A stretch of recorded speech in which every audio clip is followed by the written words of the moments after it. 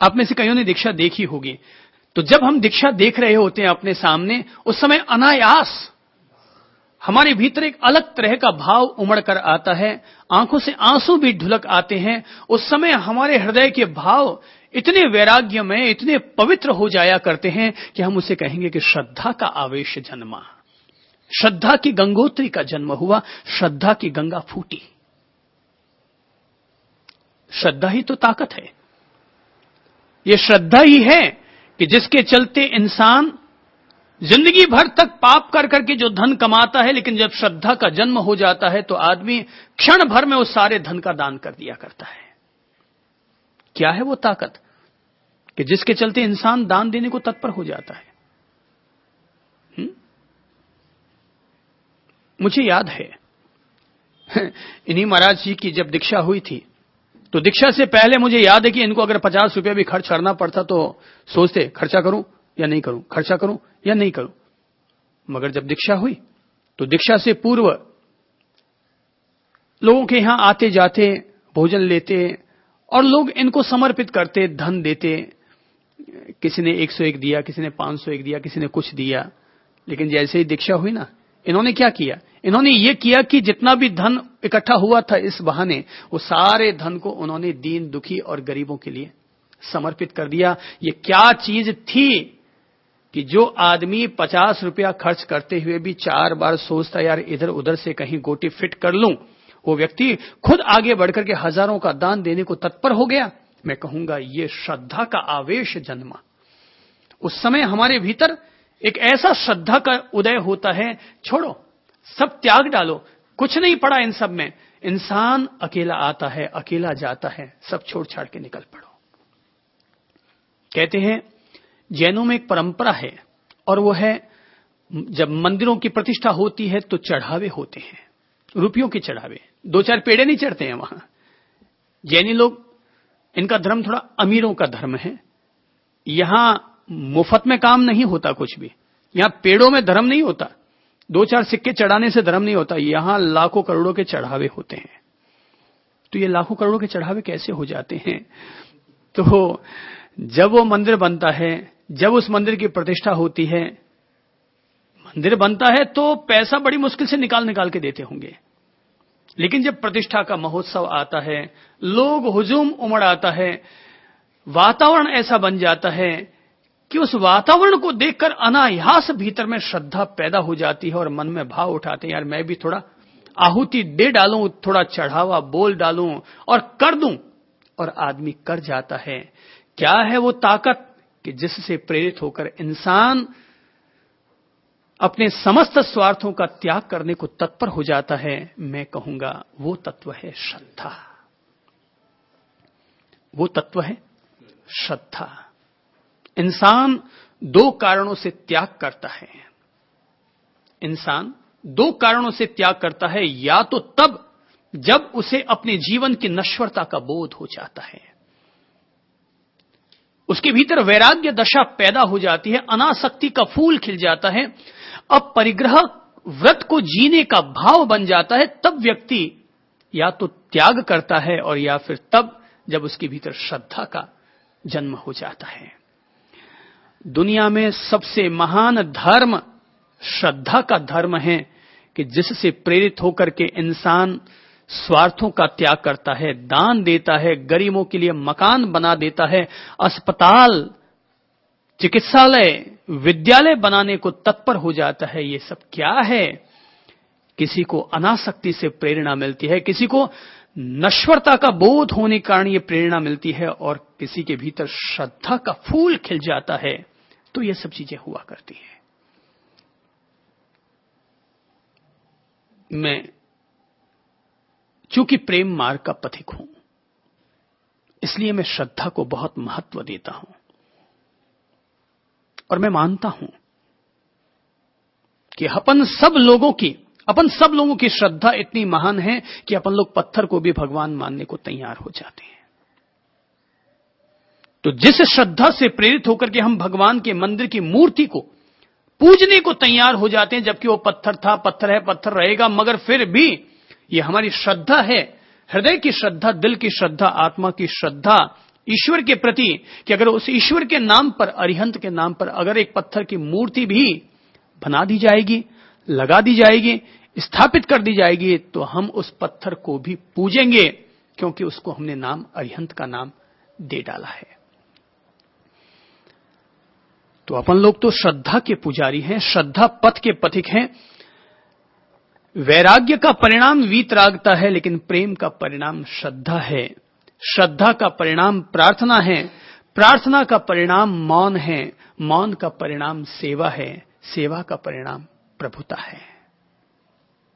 एक से एक। श्रद्धा का जन्म कहां होता है? दिल में। और जब श्रद्धा का उदय होता है तो आदमी, याद रखिएगा,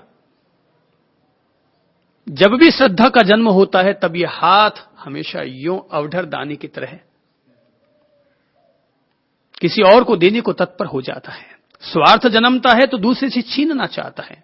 लोभ और मोह और माया और प्रपंच पैदा होते हैं तो इंसान दूसरों से हड़पना चाहता है, पर श्रद्धा पैदा हो जाती है तो देता है।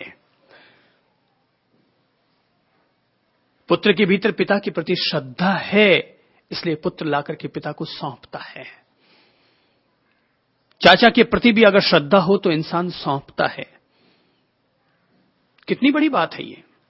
हिंदुस्तान में लाखों किलो घी रोजाना केवल मंदिर के दियों में जलता होगा। क्या है ये श्रद्धा का परिणाम है। कि अगर घर में अगर रसोई बन रही है ना, तो घर के बुजुर्ग भी कह देंगे फुलके पर घी कम लगाना। और अगर घर में कोई 4 नौकर काम करते हैं तो इंसान सोचेगा यार उनको थोड़ा कम घी लगा के दूं, या बिना घी की उनके लिए रोटियों की व्यवस्था कर दूं। और वही व्यक्ति, ये सब बात मैं क्यों कह रहा हूं? ये इसलिए कह रहा हूं क्योंकि जिन लोगों के भीतर इतनी कंजूसी हुआ करती है, वे लोग भी जब सांझ को आरती करने के लिए बैठते हैं तो बाजारू घी का दीपक नहीं जलाते।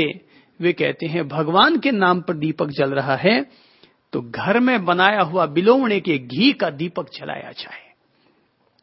यानी ईश्वर के नाम पर हम कंजूसी त्यागने पर भी प्रेरित हो जाते हैं। कौन सी है वो ताकत जिसके चलते हम ये त्याग करते हैं? मैं कहूंगा वो है श्रद्धा। तो जब श्रद्धा का आवेश हुआ नचिकेता के भीतर तो सोचने लगा।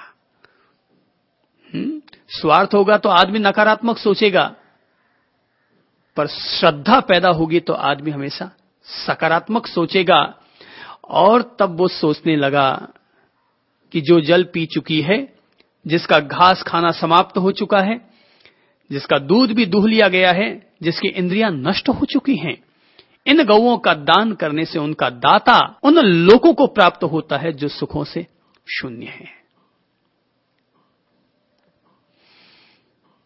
नचिकेता क्योंकि श्रद्धा से अभिभूत हो चुका है तो वो सोच रहा है कि मेरे पिताजी दान में तो दे रहे हैं, काफी धन दे दिया है। तो उस जमाने में तो गौएं भी एक बहुत बड़ा धन थी। पहले ब्राह्मण लोग पैसा नहीं रखते थे, गौ माताओं का संरक्षण करते थे।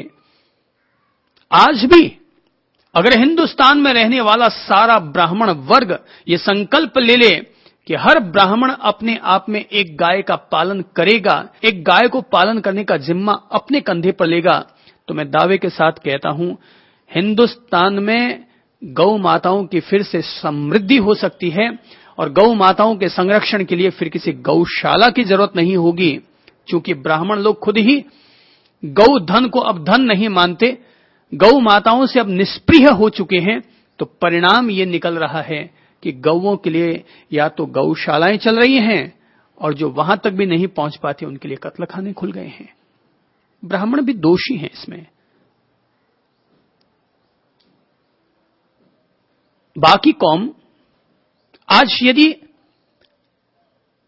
वैश्य कुल वाले अगर अपन लोग अपनी बात करें तो अपन लोग गौ माताओं के लिए धन लगाते हैं। और मेरी समझ से हिंदुस्तान में आज जितनी गौओं का पालन हो रहा है और गौओं का संरक्षण हो रहा है, उसमें सबसे बड़ी आहुति अगर किसी की दी जा रही है तो वैश्य समाज की है। ओसवाल, अग्रवाल, माहेश्वरी, तो ये जो इस तरह की जातियां हैं, वैश्य परंपरा के ये जो लोग हैं, ये जो समाज हैं, गौ माताओं के संरक्षण में सबसे बड़ी भूमिका आज इन्हीं की अदा हो रही है, जबकि गौओं का पालन करना, उनके धन का संरक्षण करना ब्राह्मणों का पहला दायित्व है।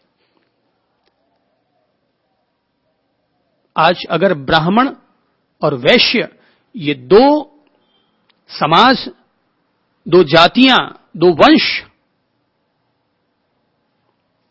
अगर गौ माताओं के संरक्षण का जिम्मा अपने कंधे पर ले ले, तो असंभव है कि किसी भी गौ का कत्ल हो ही पाए, असंभव है।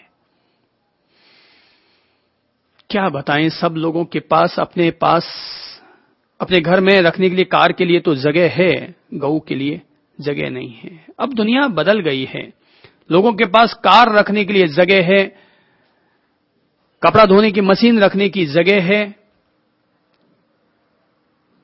खाना पकाने के लिए क्या बोलते हैं उसको, माइक्रोवेव, माइक्रोवेव रखने की जगह है। लेकिन बूढ़े दादा दादी हो जाएं तो उनको रखने के लिए जगह नहीं है, बोले वृद्धाश्रम भेजो। कार रखने के लिए जगह है, पर गौ माताओं को रखने के लिए जगह नहीं है। यूं ही है भाई, अगर अपन सोचेंगे गाय को रखेंगे तो कौन उनका गोबर साफ करेगा, तो मैं दुनिया से पूछना चाहूंगा कि तुम अपने यहां जो संतान पैदा करते हो उनका गोबर तुम क्यों पहुंचते हो। एक स्वीकार है, एक अस्वीकार है, क्योंकि हमें नहीं लगता कि हम लोग ये दिल से स्वीकार करते हों कि गौ माता में स्वयं ब्रह्मा का निवास होता है, या गौ माता में 84 लाख देवियां निवास करती हैं। हम लोग ये बातें केवल किताबों में पढ़ते हैं और पढ़ा के भूल जाते हैं। श्रद्धा नहीं है, और अगर श्रद्धा जन्म जाए तो इंसान कुछ सोचेगा, गौ माताओं के लिए भी सोचेगा, दान के लिए भी सोचेगा। नचिकेता सोचने लगा कि मेरे पिताजी विश्वजित यज्ञ को संपन्न करके दान तो दे रहे हैं, धन तो खूब दे डाला, पर कौन सा धन दिया। अमूमन दुनिया में पता है कौन सा धन दिया जाता है, कौन सा दान किया जाता है, कौन सी वस्तुएं दी जाती हैं, जो अपने उपयोग में नहीं आती। उम्मेद प्रभु ने बिल्कुल ठीक कहा कि जो अपने उपयोग में नहीं आती, अपन लोग उन चीजों का दान करते हैं। बोले भाई अमूमन कैसा देखते हैं, बोले कि सेठानी अपने यहां काम करने वाली नौकरानी